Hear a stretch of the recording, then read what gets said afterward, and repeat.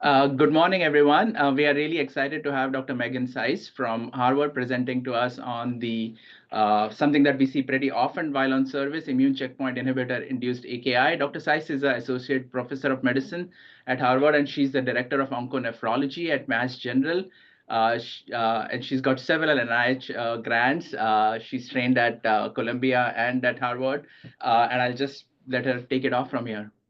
Thanks so much for having me, and it's great to be speaking to you guys from Boston up in Ottawa. I'm sure I think we're having about the same degree weather today. And I'm going to talk to you about challenges and management of ICI-induced AKI. I'll be covering some of the clinical research we've done and some of the translational research we've done in this area, but mostly this is focused on clinical aspects of management and diagnosis. These are financial disclosures that are mostly in the area of IgA nephropathy, where I also do some clinical trials, none that are actually directly relevant to my talk today. So we'll start by talking about diagnostic challenges in immunotherapy-induced AKI. I think your group and at this point almost everywhere in the world is familiar with immune checkpoint inhibitors because they're now being so widely used for cancer. These medications release the brakes on the immune system, and they allow T cells to go they remove inhibition of T cells, so a double negative, and allow T cells to find and attack tumor cells, and really in a subset of patients can produce miraculous cures. The downside is that when you release T cells, they don't know to only go to the tumor cell, and there's also an unleashing of autoimmunity. And essentially any organ system and tissue type in the human body has been affected by immune-related adverse events. So it's a unique spectrum of adverse events. So if you look at the way cancer AEs are graded, they don't always fit in sort of the CTC-AE or these AE grading systems because they're so unique. But these autoimmune side effects affect 80% of patients receiving checkpoint inhibitors. When we look in our studies to try to find control patients who have no immune-related adverse events, actually really hard to find these patients who are completely clean and just taking their checkpoint inhibitor with nothing going on. So while in many ways patients tolerate them better than traditional chemotherapies, there are patients who have bothersome side effects like rashes and thyroiditis, where they have to then take thyroid replacement for the rest of their life as their thyroid gland is destroyed by the immune infiltration. And then there's patients who actually have life-threatening immune-related adverse events, in that the IRAE is going on in one of their really important bodily tissues, like their heart, and patients who develop myocarditis can die of sudden cardiac death or can die of congestive heart failure. Patients with pneumonitis can get a case that's so severe that they go into respiratory failure. So there are deadly immune-related adverse events. Kidney-related adverse events is autoimmune nephritis, or AIN, and that's obviously not deadly because we have dialysis, but it can be treatment limiting and have important limitations in therapy for patients with cancer. I want to not go through this slide, but just show you what has happened over the last 14 years. So the first checkpoint inhibitor down here in the bottom left was approved for malignant melanoma. That was ipilimumab. And a few years later came along PD-1 inhibitors, pembrolizumab and nivolumab. And then starting in 2015 is where we saw all other cancers start to come on board. So it initially came out in melanoma, and now we see lung cancer, urothelial cancers, gynecologic cancers. Almost every cancer has a immune checkpoint inhibitor at some point in some line of therapy. What I highlight here in red are the cases where you have immune checkpoint inhibitors being used for earlier stages of cancer.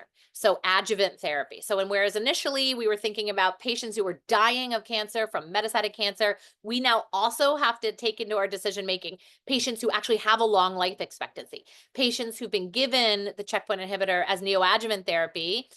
For example, for breast cancer, it can reduce the risk of recurrence by 10%, but these women already have a very long life expectancy, and only 10% of them were likely to recur. So so we really need to think about the patient in the context of their cancer when we're figuring out, and their life expectancy when we're thinking about how we should treat their kidney disease.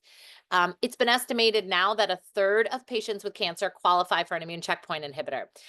So you can just see that this is why you're seeing so many more cases in your hospital, and why we're seeing so many more cases in their hospital. This is just a figure that we put in all of our grants, and the number of FDA indications are shown in the blue bars. You can see if I added the next 2 years, we'd be over 100 different indications for checkpoint inhibitors. And when we look at our healthcare system, whereas in when we first wrote our first papers in 2016, 2017, we included about 1,000 patients who'd been treated in our hospital. Now you can see we're treating in our healthcare system more than 4,500 patients per year with immune checkpoint inhibitors. So even rare side effects like nephritis, which affects 2 to 3% of patients, when you do that math, we're seeing multiple cases per month, and I'm sure you guys are seeing the same. I think one of our biggest challenges is that patients with cancer get AKI for a lot of reasons. They don't just get nephritis; they have an intra-abdominal cancer and they get obstruction. They're also taking cisplatin and gemcitabine, and they get tubular injury from those chemos. They can get TMA from other chemos. They can get pseudo AKI from other drugs that they're taking. They can get dehydrated and get septic. So we have a lot of other AKI that we have to sift through. And so when we looked across multiple single center series, you can see that the estimates of the incidence of AKI are about 17 to 25% of patients will develop an AKI at some point in the first year that they start cancer therapy. And when in the studies that have adjudicated other AKI from AIN, you can see that the majority of AKI is other AKI, and that AIN is about 2 to 3% of patients with PD-1 monotherapy, that's pembrolizumab and nivolumab. It's about 5% if you're pairing immune checkpoint inhibitors, like patients with melanoma who get ipilimumab and nivolumab together, or relatinib. So the combinations do have a higher risk of all IRAEs and AIN. And then we think that patients, or to the best of the studies we publish, if a patient's getting a PD-L1 inhibitor, atezolizumab, durvalumab, or avelumab, those seem to be associated with a slightly lower rate of AIN. Although it's in these low numbers, it's hard to sort of be sure that that's statistically significantly different. So the rest of the AKI is the other stuff, the dehydration, sepsis, other nephrotoxins, and obstruction. I do want to go through the typical presentation. On average, it's been shown that the median time to nephritis is 15 weeks. But I want to say that we biopsied patients at 2 weeks after their first dose, and we biopsied them because we thought, oh, gee, that seems a little early to develop AIN. And those patients have had AIN. And I've also biopsied a guy who was 2 years into treatment and had had a normal kidney function, developed an AKI, and he also had AIN. So that's just a median amount. I don't think there's actually any time. I don't think there's any time that's like too soon, maybe other than a day or two. And I don't think there's any time that's too late. These are atypical, but not impossible. So if you don't understand the AKI and it's not getting better, it does warrant a biopsy.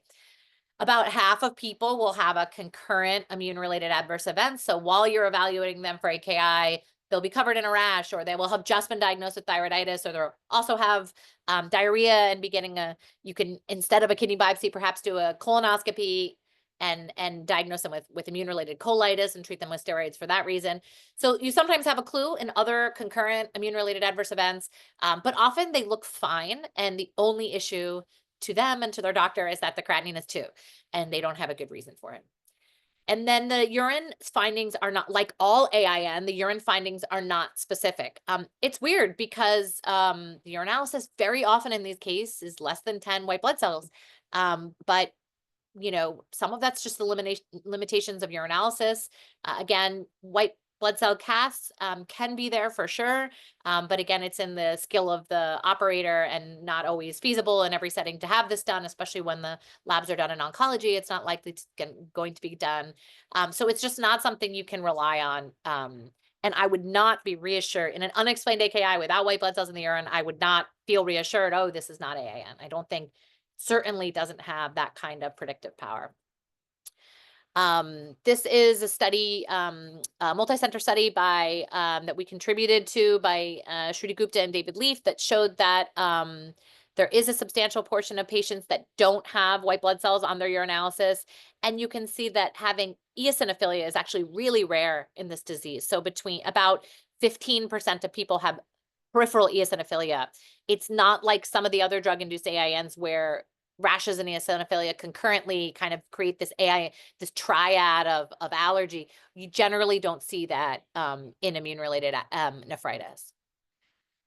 So that leaves us often trying to decide about a kidney biopsy. And I often see review articles where people say, well, everyone with this entity should get a kidney biopsy. And the reality is that when you're in the office with the patient, it's not that easy.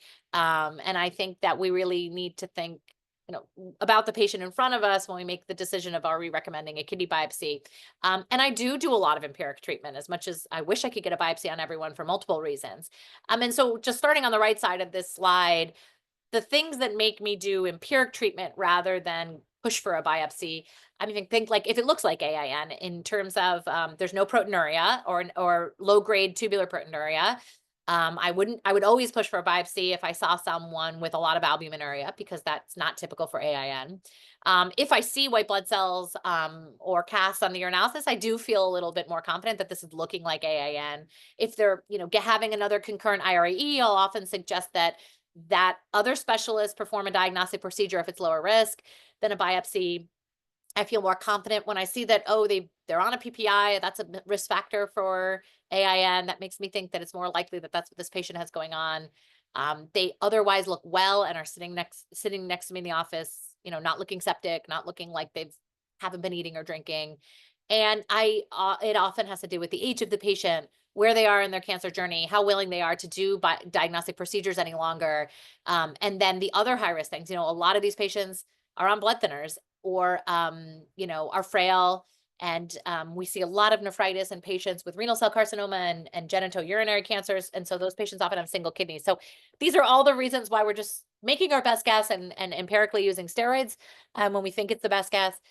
But I would say that the few things, I always try to recommend a biopsy, but the few things that really make me push for a biopsy, when I see a clinical syndrome that suggests another cause, sometimes patients have a positive ANCA, and we have seen cases of ANCA, and sort of proteinuria the degree of albuminuria particularly would guide that.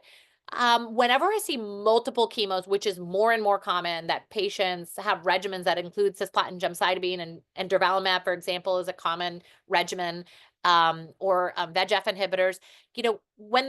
Whenever you have more drugs, there's just more of a differential, and you don't want to stop the wrong chemo, because it might be that actually it was a checkpoint inhibitor was the one that was going to be the best one for them to stay on, because it was the biopsy looks more like tubular injury from cisplatin, and you can just hold that for a little while. So again, when there's multiple drugs at play, I'm much more likely to recommend a biopsy.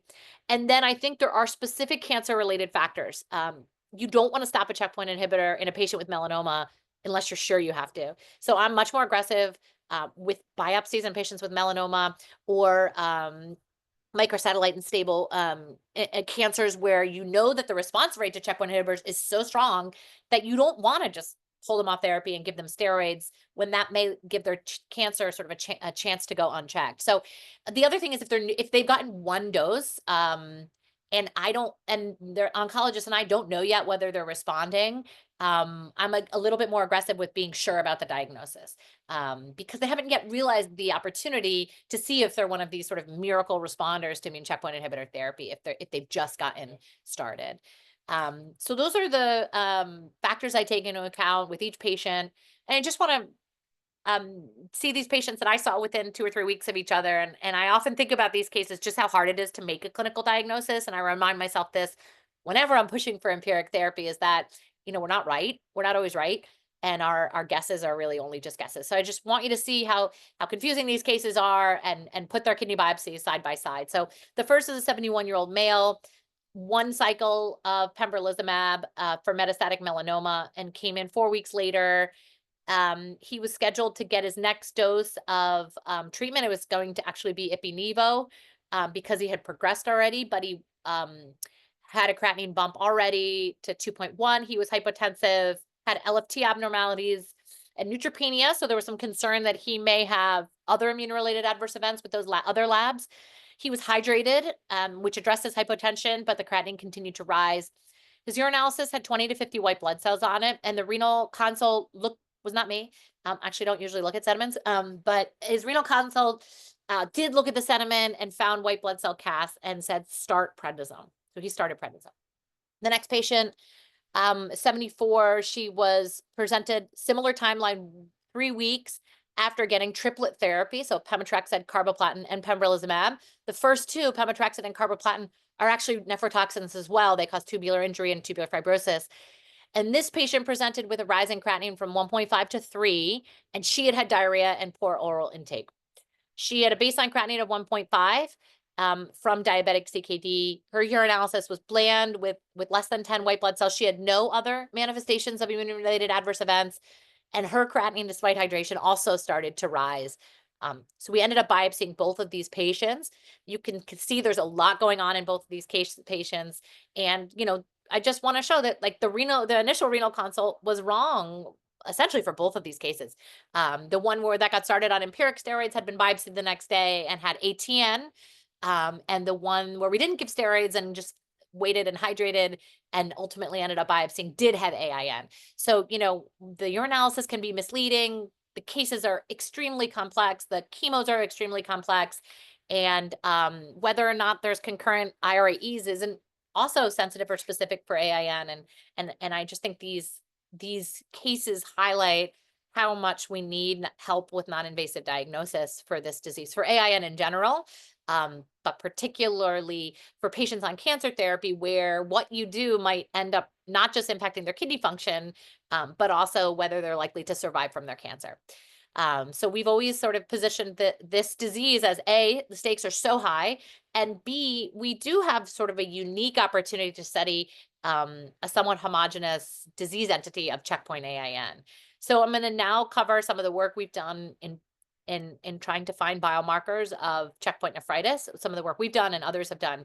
So the first is the group out of Mayo, and they looked at sort of simple tests. They looked at CRP, which I do find to be helpful in the outpatient setting when you're seeing a patient and they look really well, and all of a sudden their CRP is very elevated. It makes you think something inflammatory is going on. So it's simple, but and I don't think it helps in sort of sick hospitalized patients, but in the clinic, I do think it's helpful, and it's a piece of information that helps me think that there's an autoimmune inflammatory disease going on in this patient with AKI. So they did find that in their ICI-AKI cases, the CRP was elevated. You can also see that the comparator patients in this cohort were very different. The AKIs were much less severe in the non-nephritis cases. So I think we have to take all of that with a grain of salt. But I think biologically, the CRP is helpful in stable outpatients. We've also looked for biomarkers in my research group, and I'll tell you 2 approaches that we took. One was targeted, and then the other was untargeted. I'll start with the targeted approach. So we are a part of a multidisciplinary group called the Severe Immunotherapy Toxicity Service at Mass General. I'll show you the other members in my thank you slide at the end. But one of the members who's now left and works at Beth Israel Lahey, her name is Jocelyn Farmer. She's an immunologist. And so she was a part of this group and said, IRAEs are a lot like some of these congenital immunodeficiencies we study in children. Because they're targeting the same pathways. And so these children have inborn errors, genetic errors that lead to lack of CTLA-4 or mutations that sort of cause CTLA-4 to be degraded and not traffic to the cell membrane. And these kids get a disease that is similar to immune-related adverse events. They get lymphocyte infiltration in their organs, they get rashes, and they have immunodeficiencies. So she said, why don't you use the biomarkers that we use in this disease and try to follow your IRE patients that way? So early on, we said, well, sure, we're seeing all these patients and we'll just order, these are clinically available tests, we'll just order them in our patients. And that's sort of one of the nice things about being a part of a small team that sees all these patients through the cancer center, through our onconephrology subdivision. And so we just said, let's start measuring this because we can. And so we looked at the patients that we either diagnosed clinically as having nephritis, which was the majority, and the ones who were biopsy proven. And then we consented some patients and measured the biomarkers in this other subsets of control patients. And we looked at patients who were receiving checkpoint inhibitors but were healthy, patients who were not on checkpoint inhibitors and had just hemodynamic changes in creatinine, and patients who had nephritis outside of checkpoint inhibitors. And we found the first biomarker, which is IL-2 receptor, which is really just a marker of T cell activation. It was initially discovered as a marker of lymphoma. Obviously, it's not used in the diagnostic algorithm for lymphoma any longer, but it is used in diagnosing T cell hyperactivation, such as in HLH or in congenital CTLA-4 deficiencies. That's where sort of we learned about it from our colleagues in immunology. And we did find a nice increase, just like the CRP, so a nice increase in another biomarker of T cell activation in our patients with checkpoint nephritis. Again, this cohort, I want to just caveat, because we designed it, it doesn't include controls that have sepsis and are critically ill. So I think that just like the way the CRP would not be likely to be helpful in very sick patients, which is actually where we need the most diagnostic help. I think the serum soluble IL-2 receptor has the same limitation. Sort of anything that causes T cell hyperactivation and infection or an autoimmune disease is going to lead to an elevation here. But we did see quite significant elevations in our patients with nephritis. We also saw it in non-checkpoint inhibitor induced AIN. We saw a mixed bag in our sort of unadjudicatable cases of AKI, and our controls, and particularly importantly, patients who are getting checkpoint inhibitors and are healthy, they're not experiencing immune-related adverse events. They do not have sort of induction of these inflammatory markers just because they're taking the medication. It really does seem to track with autoimmune side effects. So we, again, in a highly selected population, we found really nice diagnostic discrimination. And we did some gene expression in using nanostring in our kidney biopsies in collaboration with our pathologists, and did in our paper report that it also in AIN kidney biopsies, IL-2 receptor alpha gene expression is elevated in kidneys of patients who have biopsy-proven AIN. We've never published this, but we have measured it. And we note that in patients where you give them steroids and they go into an easy remission and they sort of are able to go back on checkpoint inhibitors and have a sort of an easy course, we do see normalization of the soluble IL-2 receptor after steroids. And when we look at patients whose AKIs come back or who go on to develop multiple IREs, their creatinine doesn't get better with steroids, they do seem to have a persistently elevated soluble IL-2 receptor. So this is something that we're interested in looking, that we've written some grants about and are interested in sort of pursuing, is can you predict someone whose IRE is likely to be treatment refractory or not using some of these biomarkers of T cell activation. So we continued to meet with Dr. Farmer, and she's a co-senior author with me on these papers. We looked at flow cytometry to again mirror the immunophenotype of children with congenital CTLA-4 deficiency and patients getting checkpoint inhibitors who have immune-related adverse events. And we did find very similar immunophenotypes. So patients with nephritis have low circulating total and CD8 positive T cells. And the thought is that these T cells are becoming active and trafficking to disease organs. That we see low circulating naive CD8 positive T cells, again, signifying that loss of the naive compartment is demonstrating that these T cells are activated. We see some B cell dysregulation, not in all patients, but in a subset of patients, they had sort of B cell depletion or expansion and plasmablast expansion. Plasmablast expansion in a subset of patients, which has also been associated with autoimmune disease, and also low circulating memory B cells.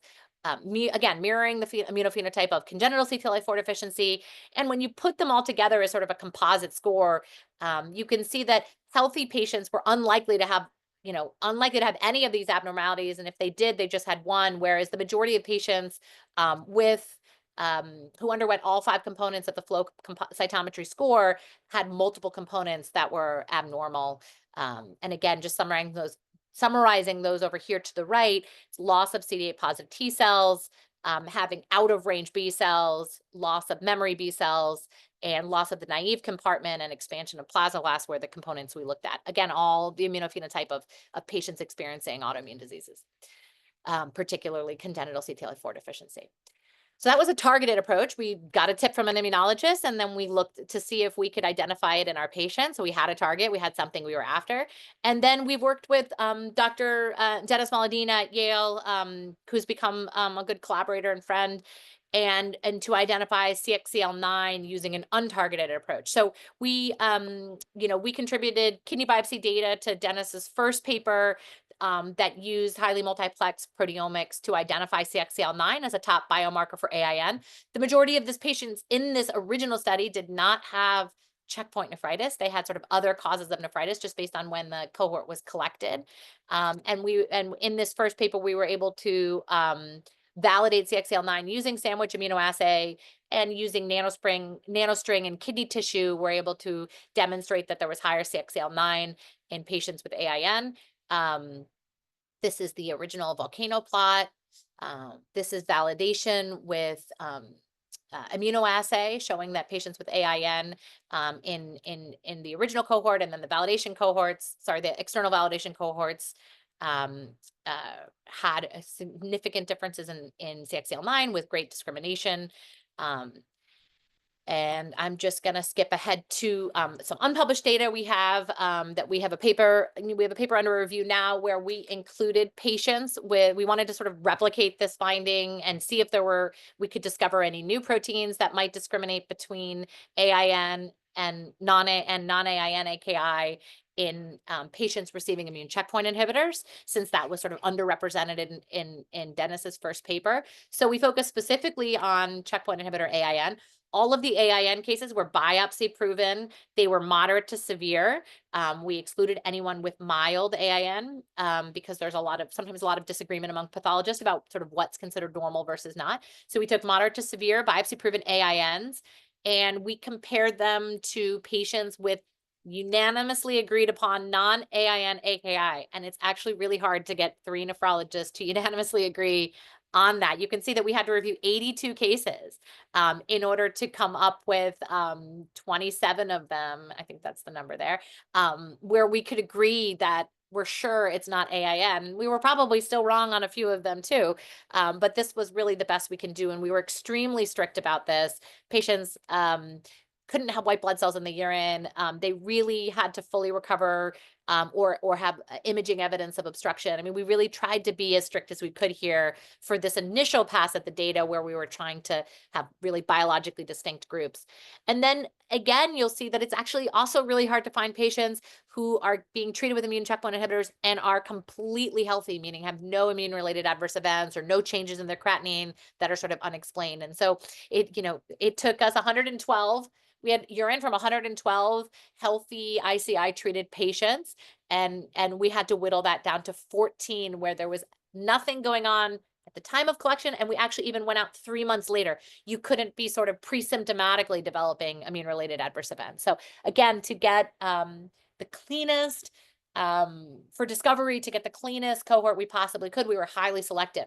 I was just talking with Dr. Hermath about this, what this will hopefully then allow us to do, because there is so much gray area. Look at all these patients we couldn't adjudicate. And so hopefully now understanding that we have a biomarker might help us sift through all the gray zone of AKI that occurs in patients on checkpoint inhibitors. So this is our volcano plot in the cohort I've just described to you, all AIN, biopsy-proven AINs compared to non-AINs, which was a composite of AKIs and healthy ICI-treated controls. And you can see that interferon-stimulated chemokines, CXCL9, CXCL10, and CXCL11 are the most highly upregulated. So this is slightly different than Dennis's findings, where it was CXCL9 was the lead candidate, but 10 and 11 were not significantly different, and might indicate that interferon, these are sort of interferon gamma stimulated genes, and we think that is what is driving both anti-tumor responses and autoimmune side effects. And really across multiple IRAEs, interferon stimulated genes and interferon stimulated chemokines are what seem to be what's most able to discriminate immune related adverse events from healthy controls. And here you can see our CXCL9 levels in the biopsy-proven AIN cases, checkpoint AIN cases on the right, and both the healthy ICI-treated patients without AKI and the non-AIN AKI controls. So we did a pretty good job of adjudicating here because you can see that the CXCL9 levels were very low in both of these cases. And there was no difference between the non-AKI group and the AKI non-AIN groups. We had a nice AUC to discriminate AIN versus non-AIN. And so this year, Dennis and I started enrolling for a grant that we got from the NIH. And we're going to, instead of being so selective, we're now going to take all comers. And across 3 sites, we'll enroll 400 patients who develop AKI on an immune checkpoint inhibitor. And we're going to do an adjudication. Again, we're going to try to get these three onconephrologists to agree. And we're going to at least get to consensus where 2 out of 3 patients will have a majority classification of either high probability AIN or high probability of not AIN. And we'll be comparing how CXCL9, we'll look at other biomarkers, but we'll mostly be comparing how CXCL9 does in this setting. We also want to bring this to the bedside. So the goal is to limit the need for biopsy. So we are working together not only to prospectively validate these in our more inclusive 400 patient cohort, but also Dennis has worked with the company to develop a dipstick for CXCL9. So this could be incorporated into clinical decision making. And so we'll be working to validate whether a dipstick is accurate enough and correlates enough with immunoassay. I'm going to switch gears and talk a little bit about other diagnostic tests for nephritis and focus on imaging. So this was a paper we put together 5 years ago now, and motivated by a very interesting patient I took care of. So she was 55 and she had vulvar melanoma, began ipi-nivo, and then just nivolumab. A lot of times patients will get combination therapy and then they'll switch to monotherapy as maintenance. And she developed a very severe case of AKI with her creatinine going to 4.5. And I didn't biopsy her because she was frail and it was also just so severe and she really had nothing else going on. So her preference, and I was okay with just giving her empiric steroids. And she had a rapid improvement in her kidney injury. And so what happened with this patient is I had known she had had a PET scan 3 days or 4 days before I saw her in the office. And so then we looked back and said, oh, she's actually had a PET scan. So here's her timeline. You could see these are her PET scans. She also had a PET scan while she was on therapy and not having AKI. She also had a PET scan before she went on checkpoint inhibitor. And then she had after I gave her steroids and she got better, they did another PET scan. So I knew that this patient actually had like the perfect timeline for when you might want to have PET scans and whether we could see that her renal cortex had lit up on PET scan. And we did indeed see that. You can definitely see that in the cross-sectional imaging. You always have radio tracer in the collecting system. That's why it's so bright here. And it does make it challenging as compared to other organs where the tracer sort of, it doesn't accumulate in other organs. It does accumulate in the kidney. And you can see that the cortex is so close to the collecting system that there's sort of some artifact, sort of some brightness artifact. So it can be challenging to do this, to sort of look at the uptake of radio tracer in the renal cortex. But this patient, you really could see a difference. So this is her pre-ICI. It turns out every patient goes up a little bit while receiving ICI, at least in our experience. But that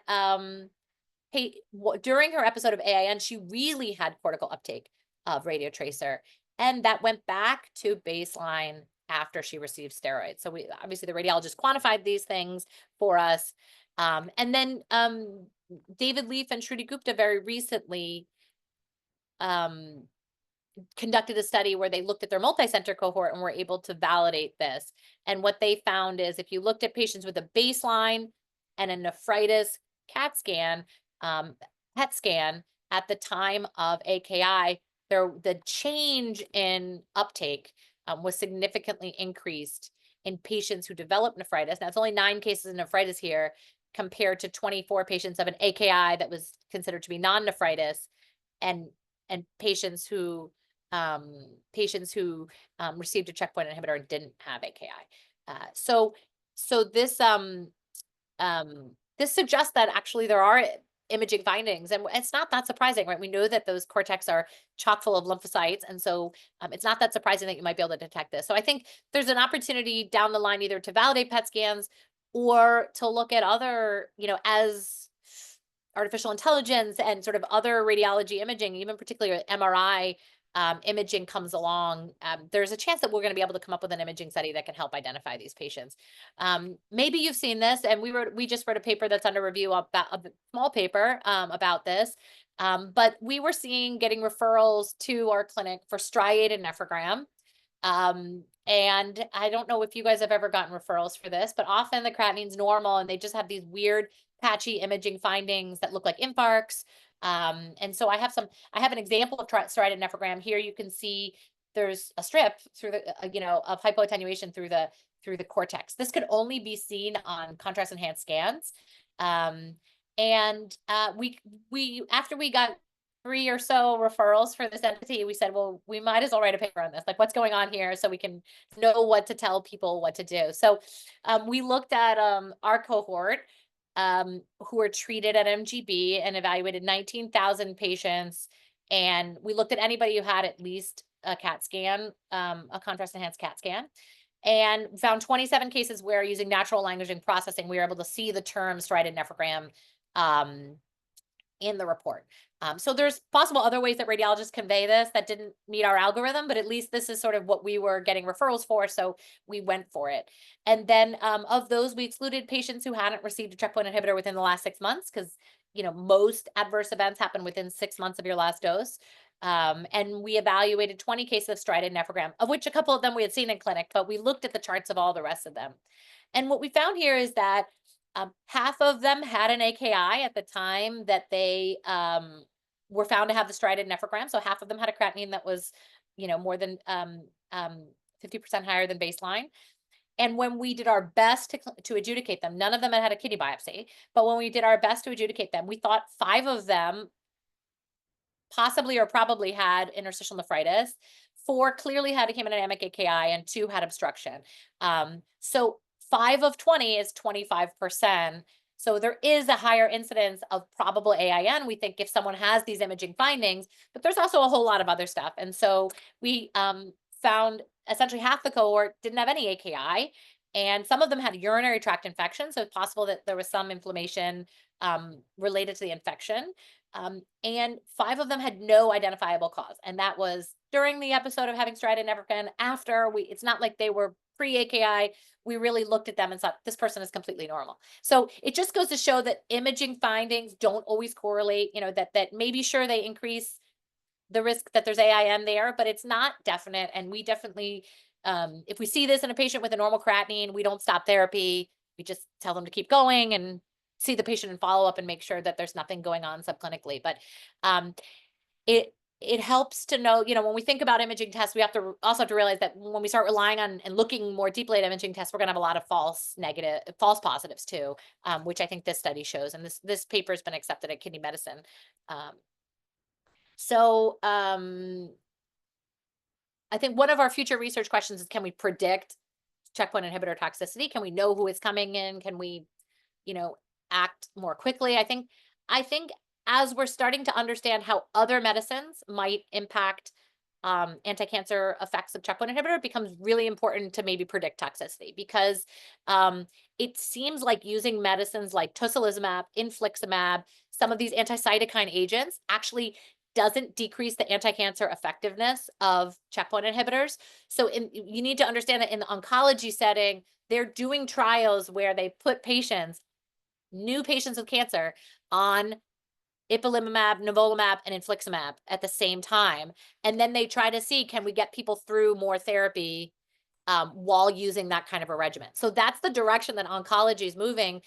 So we need to be ready in the same vein to say, okay, well then maybe we don't start everyone on infliximab, but if they develop a high-risk phenotype or if they develop biomarker-proven risk factors for developing an immune-related adverse event, we'll then add anti-cytokine therapy. So I think that could be the future of trying to keep patients on checkpoint inhibitors as long as possible to maximize anti-tumor effect. We really think that blasting people with 60 milligrams of prednisone for 3 months does impact their anti-tumor responses. So if we can come up with other biologic therapies that can prevent toxicity without decreasing anti-tumor effects, that's really going to sort of open up different ways that we can treat patients.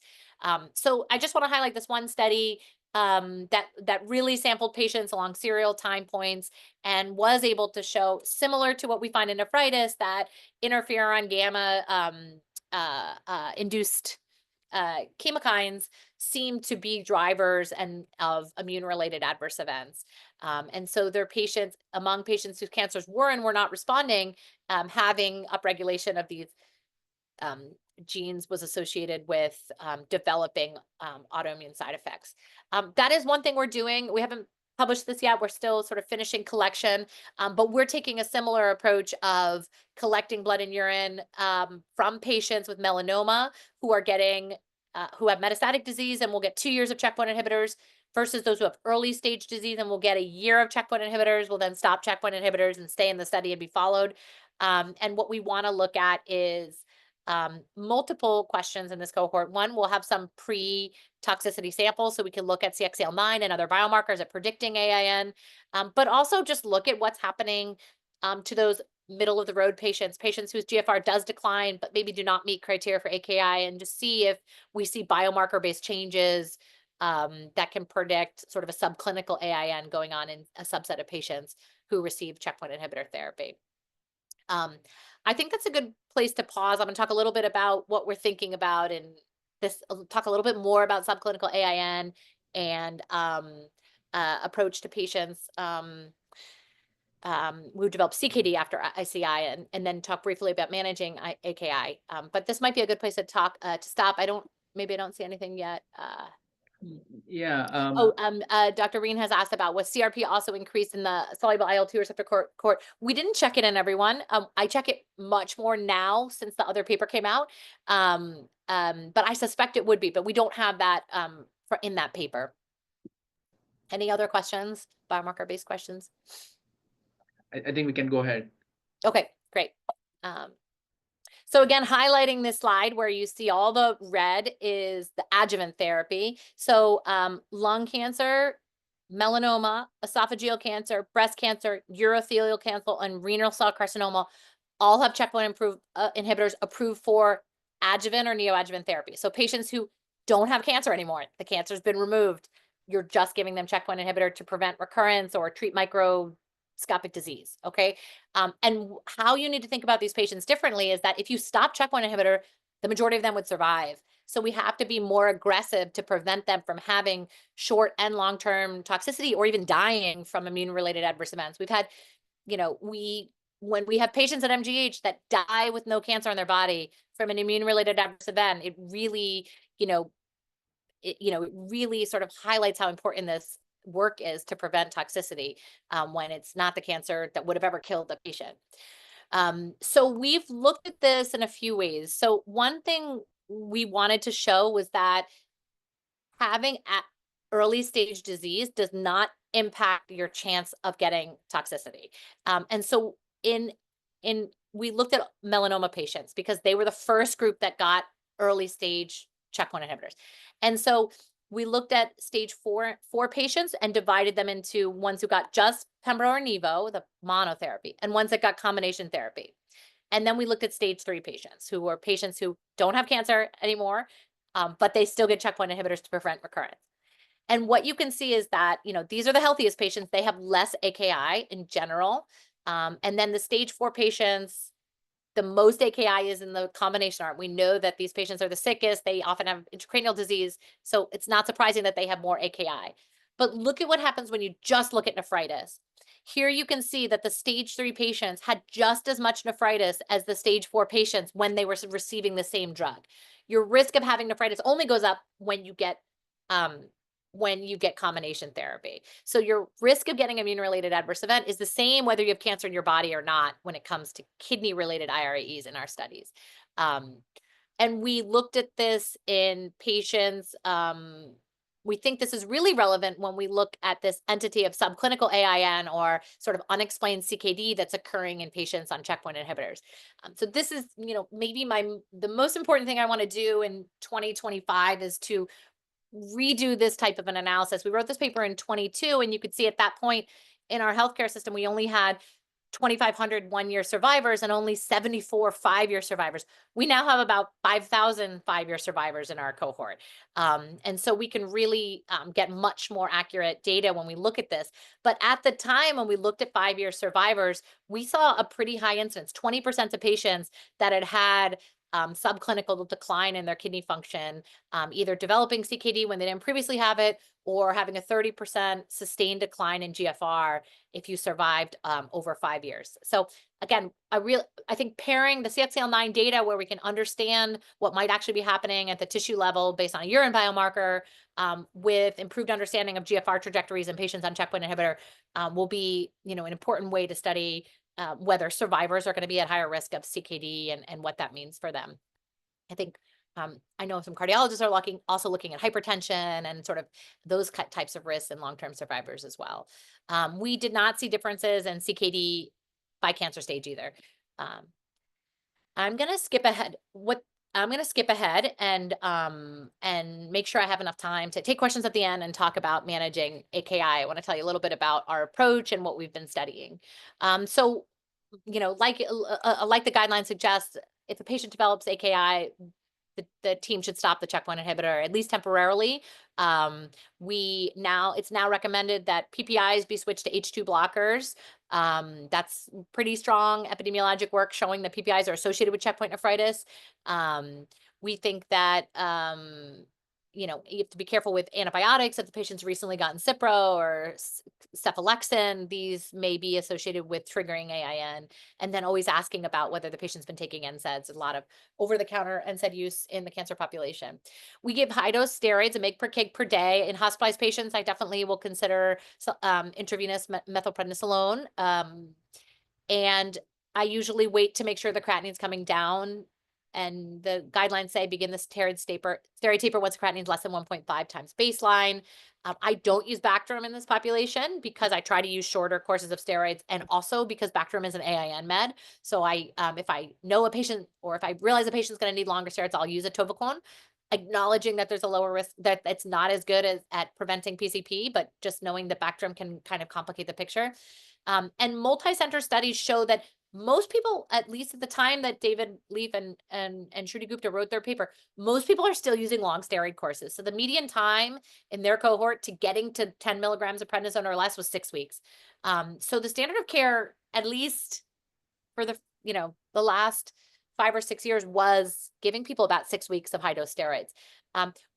We really think about AIN con meds and how important they are into getting the AIN to go away, is to making sure the patient comes off the PPI.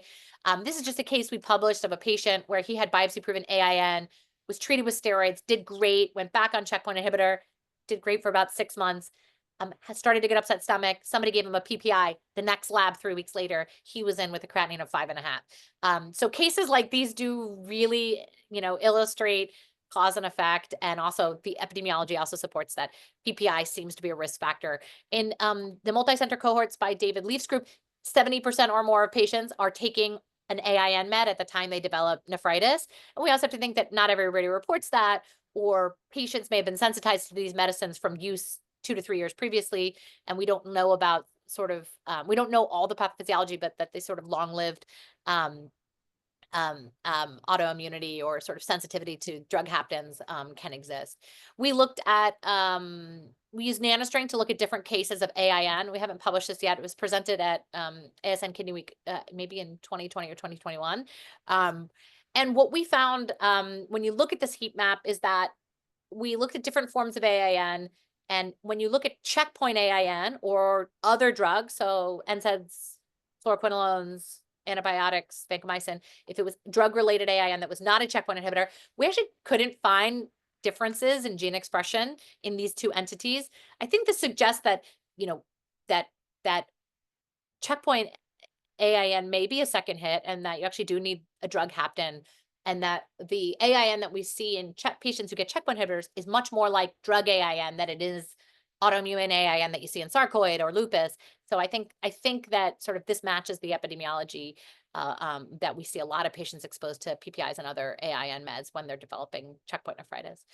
Steroid refractoriness, we give patients steroids. I've outlined that too. It's rare to be refractory to steroids in nephritis. Most patients will get better. It's about 70% or so who would not go into at least a partial remission. And for second line immunosuppression, the best series is, let's see, I'll have to come back to it. I must cover it later. The best series suggests infliximab. Even though nephrologists don't give a ton of infliximab, the best data and what we do generally is either infliximab or mycophenolate mofetil. But I've had good experience as well with infliximab for treating patients who don't seem to be getting better despite high dose steroids. And again, I highlighted that infliximab data is emerging that infliximab does not have as bad of an anti-tumor response. So we may even be needing to use more of that infliximab up front in the future. The good news about nephritis, not only does it mostly go away with steroids, it also doesn't often come back. So I will tell patients, listen, we use the steroids and get you better. We'll stop the omeprazole, and within a couple of weeks you should be able to go back on your checkpoint inhibitor. And that's very reassuring to patients. When I tell them the statistics, which is that it's between 16.5% to 23% of patients, or 1 in 5, I say that when they get on a checkpoint inhibitor again, the AKI will come back. Patients are willing to take that risk, or that's not that bad, compared to especially since the AKI is largely asymptomatic for them. So they're willing to most patients I have seen be willing to go back on checkpoint inhibitor, even though they've had a nephritis. So we've tried to analyze our data to see and change our approach to patients to say, can we be faster with the steroids? Do we really need this much steroid? Now that we acknowledge the role of other AIN con meds, we're withdrawing them. Could we give patients less steroids?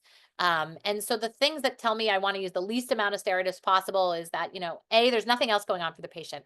I would not try to lowball the steroids in a patient with myocarditis or with pneumonitis. Those diseases are managed by a cardiologist and a pulmonologist, and they're much more severe than nephritis. So I generally totally take the back seat in those cases where the nephritis is concurrent with a life-threatening IRE.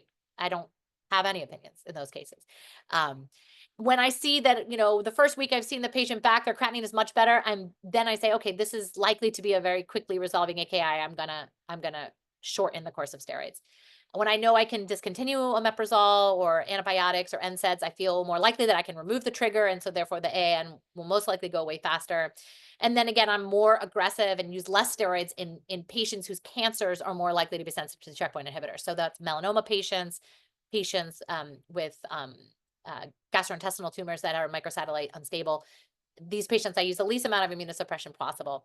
And then I know I may need longer steroids, and I don't try to push the short treatment in, particularly in the adjuvant setting. If a patient doesn't have cancer in their body any longer and they're unlikely to get cancer again, then I give them a longer course of steroids because I actually just want their kidney to get better, and I'm not worried about that they're going to be dead in 3 months from their cancer. So these are the different factors, and it's very patient specific when I go for short steroids versus long steroids. I really look at sort of the whole picture and talk with the oncologists about what their goals are, whether they have a second line of therapy that's just as good. And sometimes the oncologist said, oh, I don't really need the checkpoint inhibitor here. I'll just give them this and this. And then sort of that informs how I treat the patient. We did compare how our patients did. So we see all these patients, so we can do whatever we want with them. And so Dr. Sitapathy and I, who run the clinical program in onconephrology, said, let's try to give them less steroids because I don't think they need this much, and we'll stop the other AIN meds. So we did that for our first cohort of patients, and then we analyzed the data and said, let's see how they did and compare them to the historical cohort when these patients were just being treated in our practice sort of in a non-standardized way by us. And so what this rapid steroid protocol included was stopping AIN meds, holding the checkpoint inhibitor, starting prednisone at the high dose, a mg per kg, or considering solumedrol. And then we brought them back in for their second creatinine check, like before a week. And provided the creatinine was going down by at least 25%, we would rapidly taper prednisone 40 for 3 days, 30 for 3 days, 20 for 3 days, and then 10. And during this period of time, sort of reassessing weekly creatinines. If during this rapid taper, the creatinine went back up, we would start over. We would just put them back on 60 and cycle a much slower steroid taper. And what we found in, again, a small cohort, but we did use sort of intention to treat. We sort of assigned the patients to the planned treatment course, not what they eventually received, but what we had intended to do with them. And what we found was that there were some patients that failed our rapid taper, and there were 15% that we needed to go back up and give them more steroids. But that percent failure was the same in the standard of care arm that started on the long arm and was tapered. There was a subset of those patients that also had to have their steroids increased. And we found that in the majority of patients, we could get the steroids down to 10 milligrams in 20 days, which is less than 3 weeks, compared to standard of care, which was more like 5 to 6 weeks. And what was remarkable was that the majority of our patients got back on a checkpoint inhibitor within a month. By using this protocol.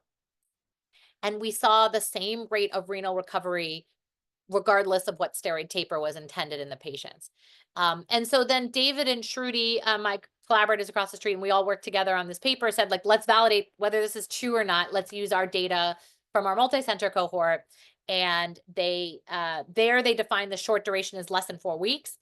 Whereas ours had defined it, our protocol had been 3 weeks, and the longer protocol was anyone who received more than a month. And here you can see they were able to validate the findings, which is that the creatinines were no different regardless of what duration of therapy you got. Relapse of AKI was no different whether you got a short or long duration of steroids. So there are definitely some patients that need more steroids or need a second line of immunosuppression, but over treating everyone when we could potentially shorten the treatment, get patients back on cancer therapy faster, I think may not be necessary. And we're starting to see, like, the CITSI guidelines came out recommending 4 weeks. So we're starting to see guidelines matching that we can probably do shorter courses of steroids for the majority of patients. There are, 15 to 20, maybe 25% of patients that relapse. And so this is an important study that came out of MD Anderson, where they gave patients who were relapsing or refractory infliximab 1 to 2 doses, and 8 of the 10 patients got a full or partial remission. That's about the experience that I've had, which is that generally speaking, patients do get better if they need and get infliximab, acknowledging that they're at increased risk of infections once we start layering on immunosuppression. But we are, hoping in the future that we can sort of innovate in this area, use steroid-sparing immunosuppression up front to minimize steroids, shorten treatment time, goals being to look at biomarkers to predict who's treatment refractory, so we can personalize how much immunosuppression a patient gets. And then I think really considering patients with early stage cancers, and maybe we should be giving them more immunosuppression up front so that they don't end up with long-term complications. So I'm sorry that I've used almost all the time and have not left enough time for questions. That went a little longer than I thought, but here's my lab on the left. And then this is just a picture of the immunotherapy toxicity service, which is this multidisciplinary group that I work in at MGH, and I've learned so much from the way other specialists think about IREs, the way the oncologists think about cancer treatment, and then my collaborators whose work I've referenced over here on the right. Just want to thank all those people. So from there, just the couple of moments I have left, and I'm happy to stay on for a little bit of extra time, and would love to take questions. Fantastic. Thank you for that fabulous overview of the topic. And I'm happy you can stay on. So if there are questions, please raise your hand and unmute yourself. I'll definitely be more confident for the next patient that I see, because we do see a lot of them. And rather than a haphazard approach, this was a very, very useful way to think about it. From a mechanistic point of view, if I can ask before David does, do we, like, I know for VEGF TKI, sometimes there is some association of development of hypertension and proteinuria with response to the chemotherapy. Is there something like that? Like, do patients who develop this reaction, they do better? from a cancer Yes, point of view. totally. Yeah. So that's been shown in rigorous studies that really account for immortal time bias, and either with time varying Cox models or landmark analysis, that if you develop an early IRE, you are more likely to survive from your cancer. And so sometimes you'll see studies that say, well, giving patients steroids doesn't impact their cancer survival, but those don't account for the fact that the ones who had immune-related adverse events were supposed to have better cancer survival. And I think that's the thing we need to be focused on, is that, I honestly let some very mild, I sometimes think in the back of my head, I bet this patient has a little nephritis, but sometimes let it ride a little bit, because I know that that patient, I'll monitor them very carefully, but I know that that patient is more likely mounting a good autoimmune response, which is going to have the best chance of taking care of their cancer. So we do have to keep that in mind, is that if we're overtreating with steroids, we're taking away from a patient an immune reaction that's likely to make them live longer. Right. It's an effective treatment. And along the same lines, if a patient has some other immune like reaction, like a pneumonitis or what have you, and they have AKI, are you more confident that that AKI is then AIN? Like, you don't bother with the kidney biopsy if they have got I some wouldn't other manifestation? if they're getting steroids for something else, I always feel like, well, that's enough. Whatever the pulmonologist is going to prescribe is probably going to be too much for the kidney. So I don't Right. need to sort of step in diagnostically there, unless I saw something like a positive ANCA or heavy proteinuria that was confusing.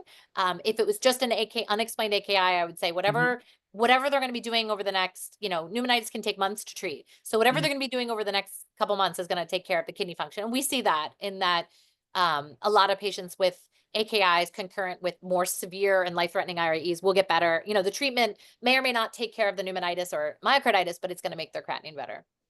Awesome. Thank you. David. David likes your steroid protocol, by the way. He's our steroid minimizer in the GN clinic. Cool. Yeah, thank you very much, Megan. That was really interesting.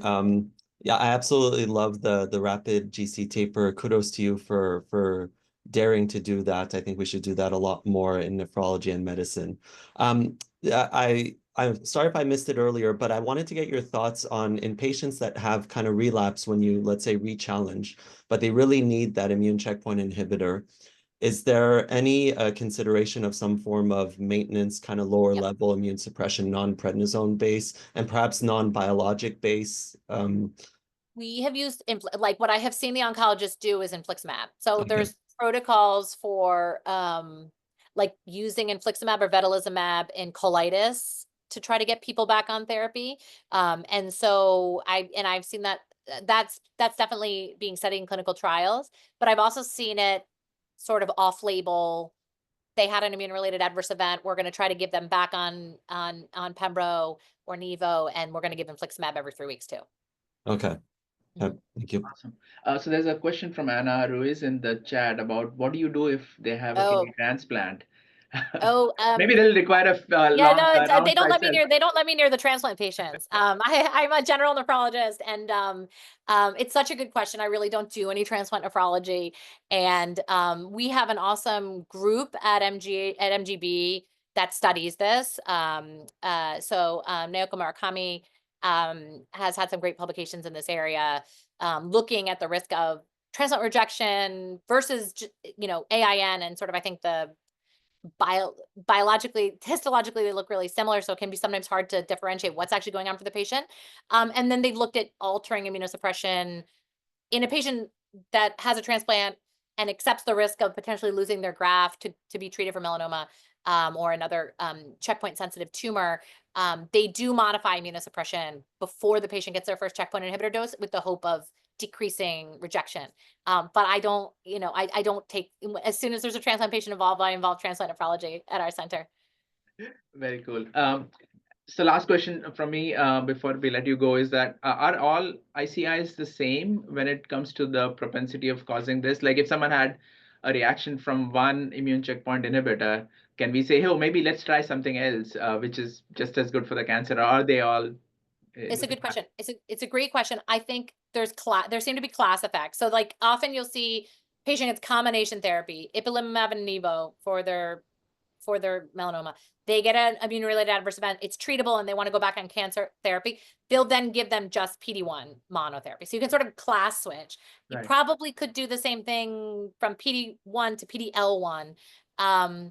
but it's not like within, I've never seen any analyses that show like within a class that pembro is different than nivo, or Yeah. I don't think that's the case. But I think different switching classes or going from combination to monotherapy seems to be effective in reducing in patients who want to go back on therapy. Yeah, fantastic. Thank you again for this wonderful presentation. We are really looking forward to the rest of your research also coming to fruit. And for the fellows in the audience, think about, pursuing a career here. We have a fabulous resource, and this is really a rich place to build a career, as you guys have shown. Thank you so much. Thanks so much for having me. It was nice to meet the division.